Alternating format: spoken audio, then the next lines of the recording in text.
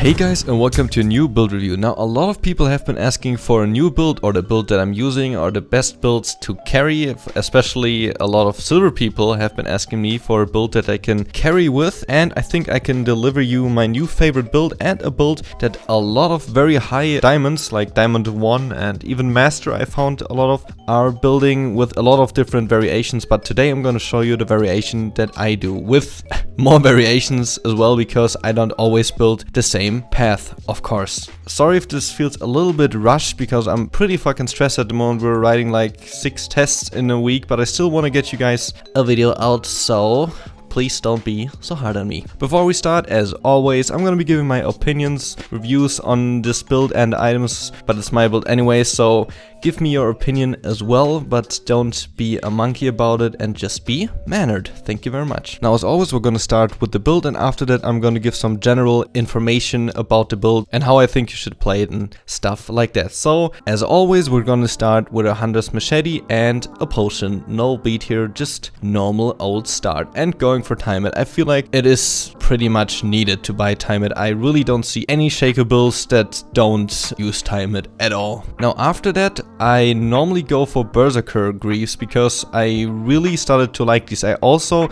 sometimes go when I feel like I'm extremely ahead, when I get like 3 kills really early or something, I go for Mobi, because these allow you to snowball even harder and give your Q a lot more range. Now that it's nerfed, it's even better as well with that, of course. But also you gotta think about later, because later you might be building Blade of the Ruined King, which is a part of this build, so you could decide to go for Mercury Threads or Ninja Tabbies as well here. That is total preference, but 75% of the time I actually go for Berserker Greaves, because I really do love these for clearing, fightability, and just because they look nice, I guess. And now to the next item, the core item, Trinity. Now, I've been trying out a lot of different Bruiser builds on my stream. Together with my stream, we've been trying out different variations, different starts, like going for Titanic first item. We've also tried Black Cleaver or Ravenous Hydra, or Black Cleaver into Iceborne Gauntlet, for example. But in my opinion, after all these tries, and as already mentioned, a lot of high elo players at the moment, and I think on OPGG this is the highest option at the moment as well. Don't quote me on that. The last time I looked is to go Trinity after this. I've talked about Trinity several times in my other videos. I always try to rush Sheen as a first item, but if I can only get the Sapphire Crystal, I'm not a big fan of just getting 1 mana item. So if I can't afford that when I have to back or when I die, then I go for Phage items like Longsword or Ruby Crystal. You could argue that you could go for Stinger for better clear and the cooldown reduction, but that is for you to decide. I just like to go for Phage or Sheen if I can get it instantly. Now to the item itself, really nice. Overall stats coming from lethality, I felt like this wasn't enough damage, but coming from Shakelone's build, for example, we've all seen that you don't have to do much damage with Shaco, the new Shaco, because of the backstab and stuff, and full tank works. So Trinity gives you more than you need. Cooldown is amazing for the backstab, reset. The Sheen is amazing for that little proc that comes to your backstab as well. If you Q backstab someone and you get the Sheen proc off, that's just amazing. It's also great for split pushing the Sheen, then you can chase awesomely with the Phage, and more attack speed for clearing, and of course fightability as well. That's pretty much all you can say to this item. I think just pretty much one of my favorite items. After that I go for another one of my favorite items. This build pretty much consists of my favorite items, literally, because back in the day when I started playing Shaco, I had a pretty similar build when Titanic Hydra wasn't nerfed yet. That was pretty crazy good, and this is very similar to it, so I already mentioned it. After this we're going for Titanic Hydra. Now with Sheen and the proc from Titanic Hydra and backstab, you do insane damage, but still you provide some tankiness and get some extra damage on that Titanic Hydra as well, because you get some health from Trinity Force. But that's not too much to mention, but I guess you can mention it. Titanic Hydra, we've talked about this as well, probably even more than about Trinity.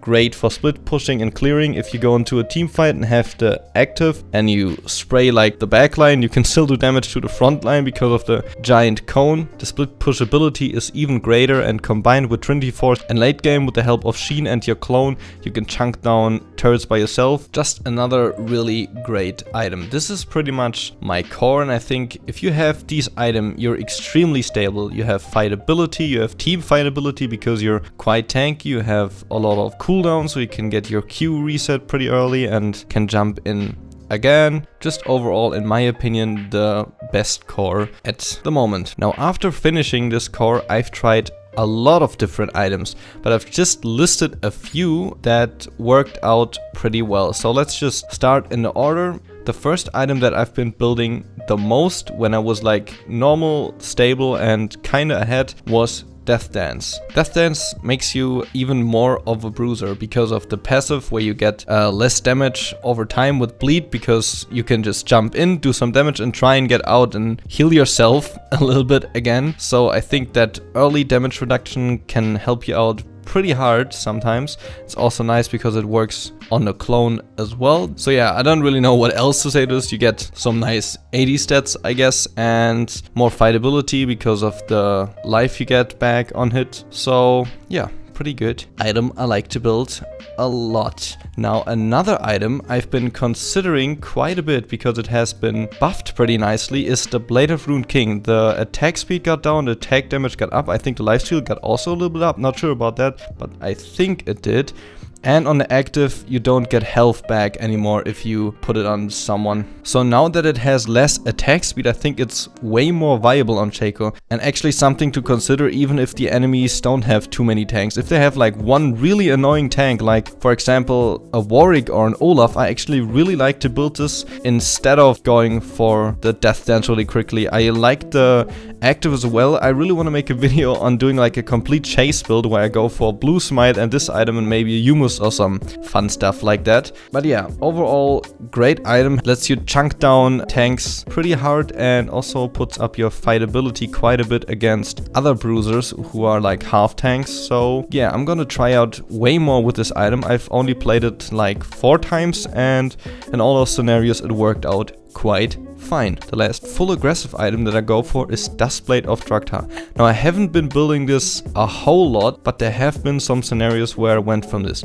If the enemies have like an extremely fat Cogmore, for example, I went for this because the dot really helps you to kill him quickly because you already have Sheen and your proc from Titanic Hydra, but a really fat Cogmore can just kite you and kill you easily if the initial damage isn't enough and you're not like crazy ahead enough. So I went for this, but this is a really special item that I only go in, yeah, that special occasion. If the AD carry is extremely ahead or like one mage that you just can't get down, then I go for this because of the dot. And of course the passive is really nice too, lets you run more over the map, and spawning wards is also great, and this lethality item hasn't been nerfed yet. Yeah, in my opinion, pretty great. Someone else argued that I should go for Humus instead, which is also nice because you get more hits in with the berserkers and stuff, and you can try that out, but my choice is this one because it hasn't been nerfed and I just like the instant dot more than the nerfed Humus. Now, these are all the aggressive items that I go for. Now for some more tanky options or some more defensive options, I should say. I have 3 items that I circle around a lot. My first item that I think is probably the best out of these is Guardian Angel. I don't have to say much. Guardian Angel gives you cheat one-time death, gives you pretty nice mixed stats as well. Great item, especially if you're ahead, saving you that shutdown, and Shaco's one of these people. When you give him that extra time, you can just Q away or ult yourself out of a sticky situation and then Q away. Guardians never really gets wasted on Shaco. Another possible item is Deadman's Blade. I like the proc, the tankiness is nice, and also the life you get will stack on your Titanic Hydra as well again. I get this over Guardian Angel if they have like a full AD team, or if I just want to get way more tanky, I sometimes get this one and Guardians at this point. But yeah, most of the time I do get Guardian. Another item that I have been trying out is when my team fails pretty miserably, or if I just felt like it because I was trying out, I also went for CZ Rod Portal. Now, a lot of people have been telling me it's complete garbage now, and I can see why you would think that, because comparing Guardian's Angel and CZ Rod, for example, Guardians has nicer stats, costs less, and has this amazing passive, but it depends on what you want. CZ Rod gives you the portal, so you can push one lane, and you can be diving towers pretty nicely. So if you just split push and someone like the AD carry tries to kill you or kite you on the lane, you can kill them quickly and still split lane. But I do agree, you kind of only want to get this when your team is a complete potato and you literally can't teamfight and you just want to split. Then this is the option that I go at that point, but I rather would go for Guardian's Angel, even though I really do love CZ Rod and the possibilities of using it. But sometimes it also goes to waste in late game. If you just go when every lane is pushed through a thumb, then that's a pretty stupid thing to do. And also the base health regen doesn't help you too much either. Going to the last two items that I sometimes go for. More of more Morditus is pretty self-explanatory. If the enemies have about 2 mages, I buy myself a Hex Drinker pretty early, maybe after getting Titanic Hydra. Well, that's not that early, but you can get it after Trinity Force 2 if you want to, depending on how strong the mage is already. And Life Grid can be really nice, especially when you're a bruiser and you don't die that quickly. You can heal up with the passive again. Also, you get another 10% cooldown with that. I forgot to mention Death Dance gives you 10 cooldown as well, so you have 30 here. You're gonna see later in the runes we're gonna get 40 through, so none of these items will go over 40 if you buy them with the runes that I will use later on. Now the last item I've been trying out is Starrick's Gauge. Now the good thing with Starrick's Gauge here, a lot of people don't like it, but you have Trinity Force, so your base attack damage gets higher. So the 25 base attack damage plus from Starrick's Gauge actually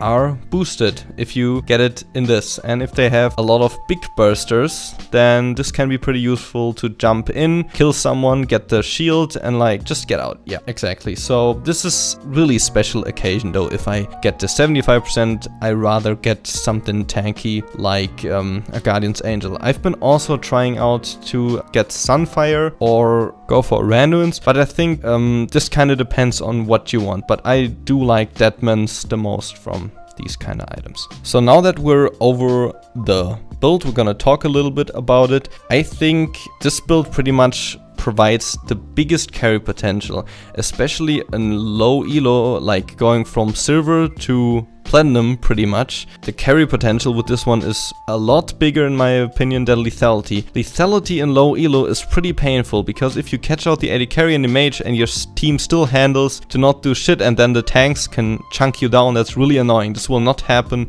with this build. You could argue you could go Blood Razor, that's another option. I've tried out, as already mentioned, going for Black Cleaver and Titanic Hydra, but going without Blood Razor, I think going for Trinity is the better option. The other build that is good for carrying in low elo is probably the old Shaco build to tankiness, but I think that can be annoying as well if you're getting too tanky and your team still can't do shit and you just get chunked down by other bruisers. So I think this is just the best middle bruiser build that there is right now, in my opinion. Yeah, you survive pretty long, your fightability is nicely, you still have burst, as already mentioned, with the Lich Bane and the proc from Titanic. I think it's just a very stable build that can be useful in every position, going for split pushing, you can solo Baron late game, you can still be very useful in team fights, you can pick out AD carries with this one, so you can basically do everything with this build. So yeah, be sure to tell me the variation that you like the most in the comments below, or the build that you like at the moment,